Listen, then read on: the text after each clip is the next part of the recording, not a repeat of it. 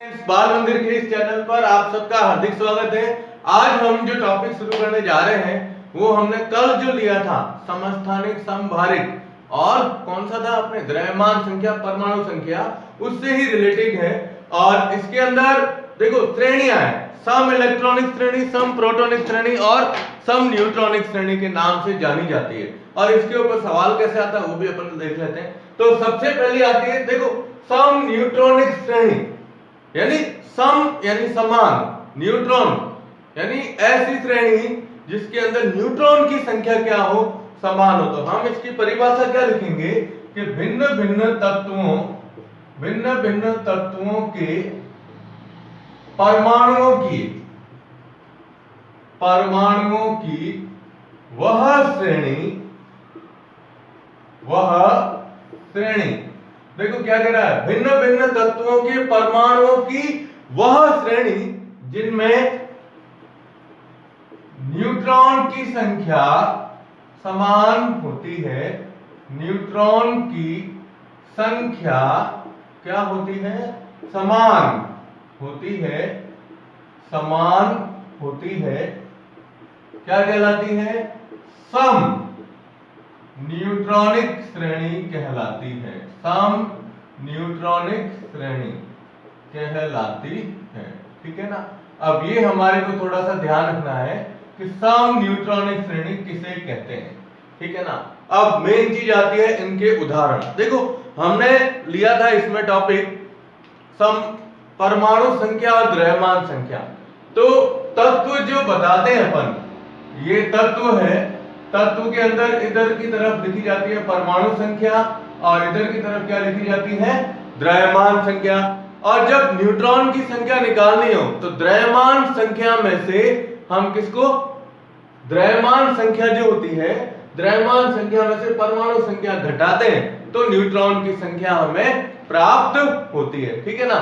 तो अब हम इसमें एग्जांपल लेते हैं श्रेणियों के। तो श्रेणियों में देखो सबसे पहला एग्जांपल आता है, वह है सिलिकॉन, परमाणु क्रमांक संख्या 14, ठीक है।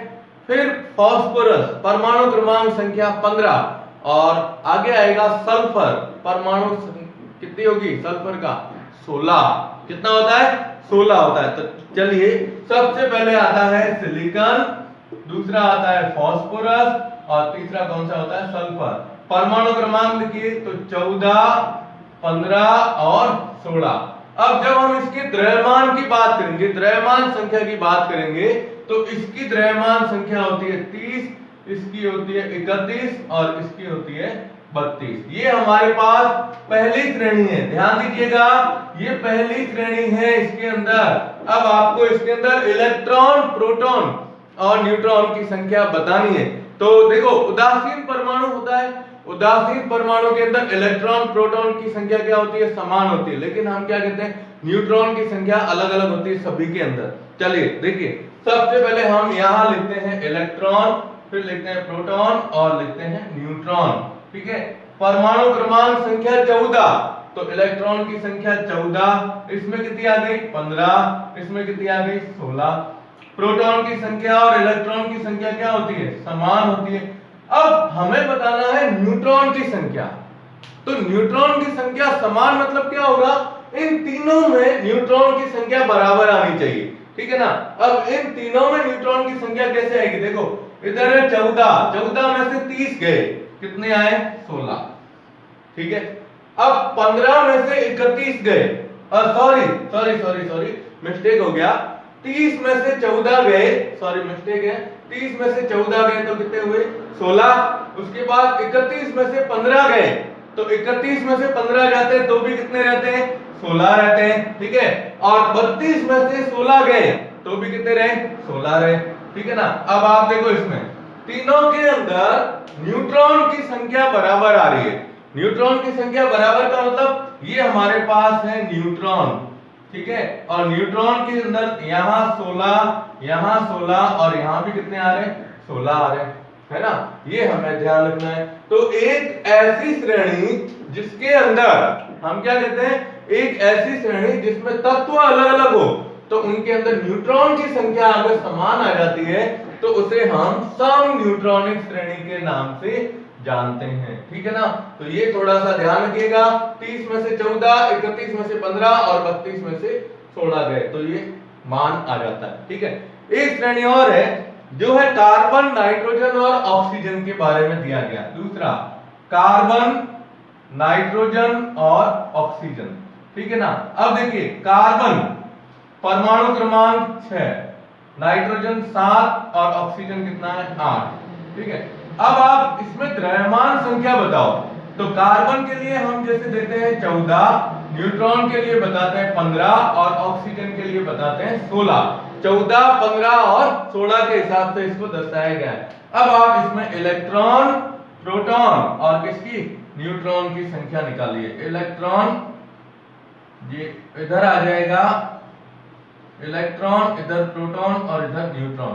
तो कार्बन देखो, कार्बन का परमाणु क्रमांक 6, तो इसमें 6 आ गए।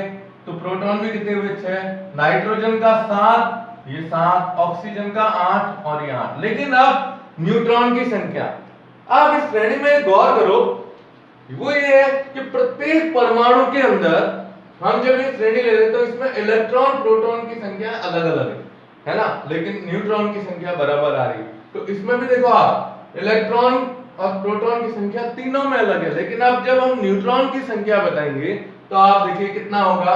14 में से 6 गए, कितने आए 8।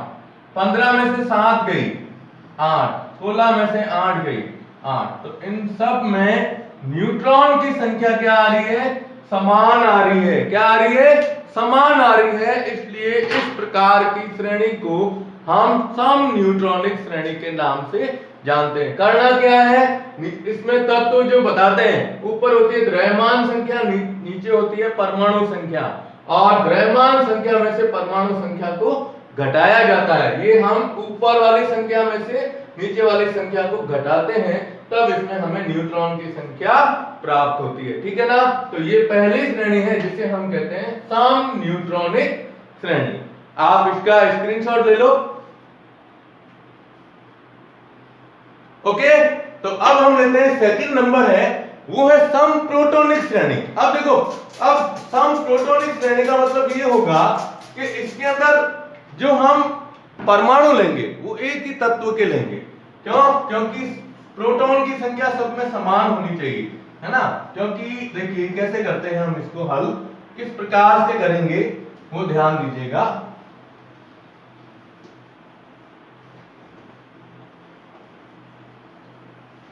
देखिए सब क्या कहते हैं हम, सम प्रोटोनिक श्रेणी, सम प्रोटोनिक। अब नाम आ रहा है प्रोटोनिक, यानी प्रोटॉन की संख्या, सम प्रोटोनिक श्रेणी। ठीक है ना, अब इसकी परिभाषा में लिख रहा हूं, क्या कहते हैं कि परमाणु धनायन और ऋणायन, उदासीन परमाणु भी होता है, क्या लिखेंगे, परमाणु धनायन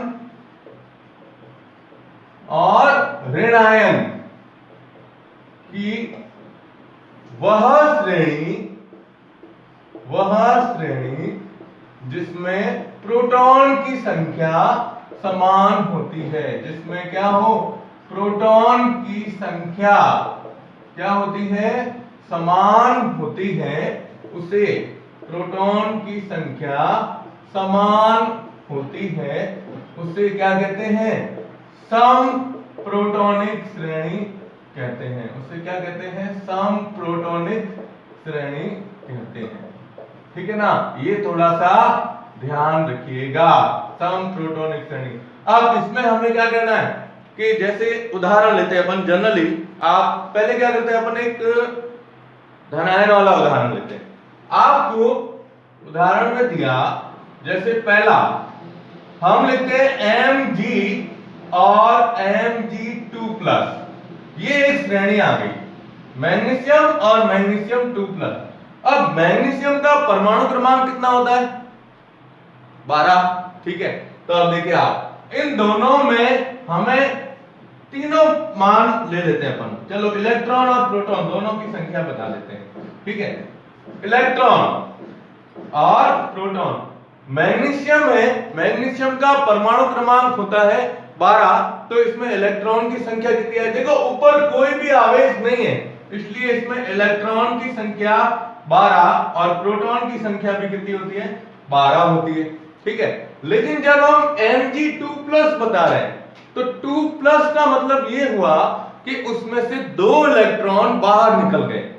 2 इलेक्ट्रॉन क्या हो गए? निकल गए। अब इलेक्ट्रॉन निकले तो देखिए आप इसमें इलेक्ट्रॉन की संख्या क्या बताएंगे कि 12 - 2 बराबर कितने आए? 10।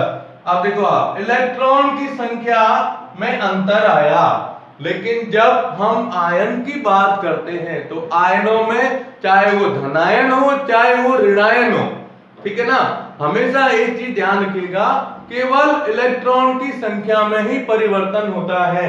इसमें प्रोटॉन की संख्या समान रहती है। क्यों? क्योंकि इलेक्ट्रॉन के निकलने और क्या करते हैं, ग्रहण करने पर ही ये परमाणु आयन में परिवर्तित होते हैं। तो इसमें प्रोटॉन की संख्या कितनी आई? 12। तो दोनों के अंदर प्रोटॉन की संख्या क्या है? समान है, लेकिन इलेक्ट्रॉन की संख्या में अंतर होता है। तो ये क्या कहलाती है?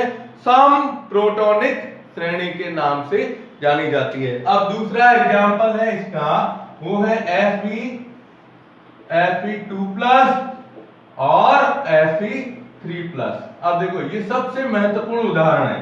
इन तीनों में इलेक्ट्रॉन और प्रोटॉन की संख्या बतानी है। Fe आयरन, आयरन का परमाणु क्रमांक होता है 26, ठीक है। तो आयरन के अंदर Fe है ना, जिसमें इलेक्ट्रॉन की संख्या 26 और प्रोटॉन की संख्या भी कितनी हो गई? 26। लेकिन आप देखो यहां हम देख रहे हैं Fe2+ है, तो इलेक्ट्रॉन की संख्या कितनी हो जाएगी? 26 - 2 बराबर कितना आया? 24, ठीक है। और उधर आ रहा है Fe3+, यानी क्या आ जाएगा? 26 - 3 बराबर कितना आ रहा है?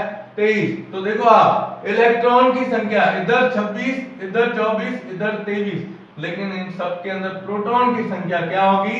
समान होती है। तो प्रोटॉन की संख्या तीनों में समान है, लेकिन इलेक्ट्रॉन की संख्या क्या है? अलग अलग होती है। तो ये कहलाती है सम प्रोटॉनिक श्रेणी के नाम से जानी जाती है। एक ऋणायन का उदाहरण लेना चाहो तो ये ध्यान दीजिएगा, इधर तीसरा है जैसे Cl और Cl-, ठीक है। अब Cl क्लोरीन 17, अब इलेक्ट्रॉन कितने हो गए? 17 + 1 बराबर 18। ये क्लोरीन की बात करते हैं अपन, ठीक है। अब क्लोराइड आयन था तो इनके अंदर इलेक्ट्रॉन की संख्या तो चेंज हो गई, इधर है 17 और इधर 18, लेकिन प्रोटॉन कितने रहेंगे? दोनों में 17 ही रहेंगे, है ना। प्रोटॉन की संख्या दोनों में क्या रहेगी? एक समान रहती है। तो ऐसी श्रेणियां जिसमें चाहे इलेक्ट्रॉन की संख्या अलग अलग हो, कोई फर्क नहीं पड़ता है, लेकिन अगर प्रोटॉन की संख्या समान हो जाती है तो उसे हम प्रोटॉनिक श्रेणी, सम प्रोटॉनिक श्रेणी के नाम से जानते हैं, ठीक है। तो आपको थोड़ा डिस्टर्बेंस हो रहा होगा, ठीक है ना, लेकिन फिर भी इस वीडियो को ध्यान से देखिएगा, इसको करते जाइएगा, ठीक है। तो इसका स्क्रीनशॉट ले लो। देखो आप, अब हम ले रहे हैं सम इलेक्ट्रॉनिक श्रेणी। नाम क्या आया? सम इलेक्ट्रॉनिक श्रेणी। इसके अंदर हम परिभाषा इसको यूं बताएंगे कि परमाणु यानी उदासीन परमाणु, ठीक है, धनायन और ऋणायन, इसमें सभी होते हैं, धनायन भी होते हैं और ऋणायन भी होते हैं। तो धनायन ऋणायन का वह समूह या वह श्रेणी जिसमें इलेक्ट्रॉन की संख्या समान होती है। किसकी? इलेक्ट्रॉन की संख्या क्या हो? समान। इलेक्ट्रॉन की संख्या समान होती है, उसे क्या कहते हैं अपन? इलेक्ट्रॉन की संख्या समान होती है, सम इलेक्ट्रॉनिक श्रेणी कहलाती है। क्या कहलाती है? सम इलेक्ट्रॉनिक श्रेणी कहलाती है, ठीक है ना। ये आपको ध्यान में रखना है। अब इलेक्ट्रॉन की संख्या सबके अंदर समान होनी चाहिए, चाहे वो उदासीन परमाणु भी साथ में हो चाहे धनायन भी हो चाहे ऋणायन भी हो। तो इसके लिए हम उदाहरण लेते हैं, देखिएगा एग्जाम्पल, सबसे मोस्ट एग्जाम्पल इसका आपको याद रखना है। हमें क्या करना है, नाइट्रोजन से शुरुआत करनी है। नाइट्रोजन के बाद देखिए सबसे पहले हम लिखते हैं नाइट्रोजन, ठीक है। नाइट्रोजन के बाद आता है ऑक्सीजन, फिर फ्लोरीन, उसके बाद नियॉन, तो नियॉन भी ले सकते हैं अपन, ठीक है। नियॉन के बाद क्या आता है, 11 नंबर सोडियम, 12 नंबर मैग्नीशियम और 13 नंबर जैसे आया एल्यूमिनियम। ये एक सबसे बेस्ट एग्जांपल है इस सम इलेक्ट्रॉनिक श्रेणी का, ठीक है। क्योंकि ये जो है ना, इसमें क्या हम ले सकते हैं वो ध्यान दीजिएगा, इनको आयनों में बताना है। ये क्या है, आयनिक श्रेणी है, ठीक है ना। देखिए नाइट्रोजन परमाणु की संयोजकता होती है -3, पहले आप -3 लिख दो। ऑक्सीजन की होती है -2, फ्लोरीन की -1, है ना। और फिर नियॉन होता है, गैस है अक्रिय, इसको तो बताने की जरूरत नहीं, आयन है नहीं। सोडियम का होता है +1, मैग्नीशियम की +2 और एल्यूमिनियम की होती है +3। ये इनकी संयोजकता है। अब इन संयोजकताओं के आधार पर हम इनमें इलेक्ट्रॉन और प्रोटॉन की संख्या को प्रदर्शित करेंगे। ध्यान दीजिएगा, सबसे पहले अपन लेते हैं इलेक्ट्रॉन, ठीक है, सबसे मेन इलेक्ट्रॉन, और नीचे क्या बता देते हैं, प्रोटॉन, ठीक है। अब प्रोटॉन की बात करते हैं तो प्रोटॉन में तो कोई इसके अंदर चेंज आएगा ही नहीं, कोई भी आयन हो कोई फर्क नहीं पड़ता है, लेकिन इलेक्ट्रॉन के लिए आएगा। इलेक्ट्रॉन में देखो आप, नाइट्रोजन का परमाणु क्रमांक होता है 7, ठीक है, तो 7। अब इधर -3 लिखा हुआ है, इसका मतलब ये 3 इलेक्ट्रॉन क्या कर रहा है, ग्रहण कर रहा है। तो 7 + 3 कितने हो गए, 10। इलेक्ट्रॉन की संख्या कितनी हुई, 10, ठीक है। परमाणु क्रमांक संख्या 8, तो 8 है, -2 लिखा हुआ है, यानी 2 इलेक्ट्रॉन जुड़ रहे हैं, तो कितने हुए, 10, ठीक है। अब फ्लोरीन का परमाणु क्रमांक है 9, इसमें -1 है, यानी 1 इलेक्ट्रॉन जुड़ रहा है, तो कितने आए, 10, ठीक है। नियॉन अक्रिय गैस है, कोई आयन नहीं होता है, लेकिन नियॉन का परमाणु क्रमांक कितना है, 10, तो इसमें इलेक्ट्रॉन की संख्या कितनी हो गई, 10 हो गई, ठीक है।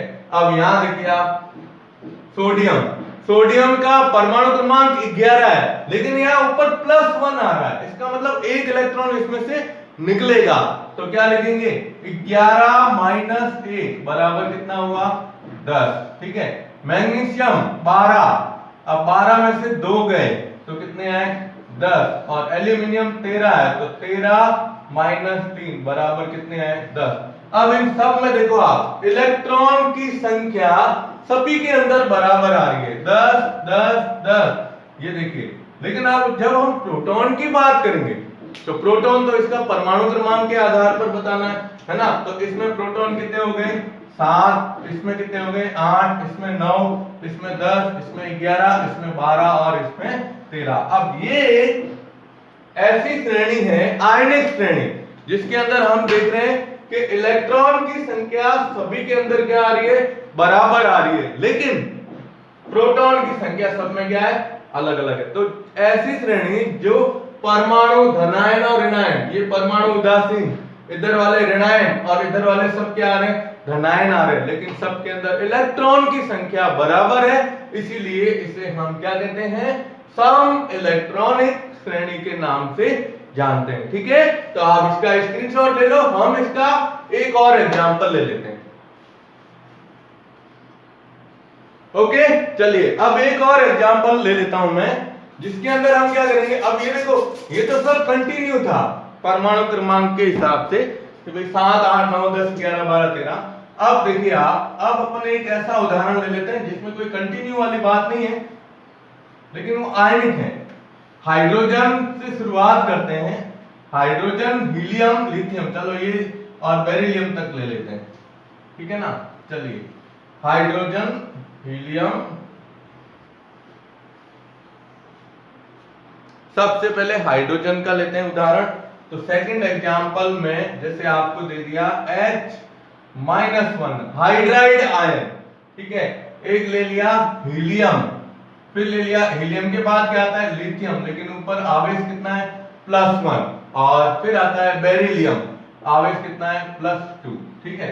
अब ये एक तरह से सम इलेक्ट्रॉनिक है या कौन सी श्रेणी है ये हमें पता करना है, ठीक है। तो यहाँ इलेक्ट्रॉन और इधर प्रोटॉन की संख्या बतानी है। देखिए कर सकते हो आप, हाइड्रोजन का परमाणु क्रमांक कितना होता है, एक ही होता है ना, तो हाइड्रोजन का परमाणु क्रमांक 1, लेकिन -1 है यानी 1 इलेक्ट्रॉन इसमें जुड़ेगा। टोटल कितना आया 2। हीलियम का 2। लिथियम का परमाणु क्रमांक 3 है, लेकिन 3 ऊपर -1 आएगा, क्यों? क्योंकि ऊपर +1 लिखा हुआ है। +1 मतलब इसमें से 1 इलेक्ट्रॉन निकल रहा है, तो इसमें इलेक्ट्रॉन की संख्या कितनी आई 2 आई।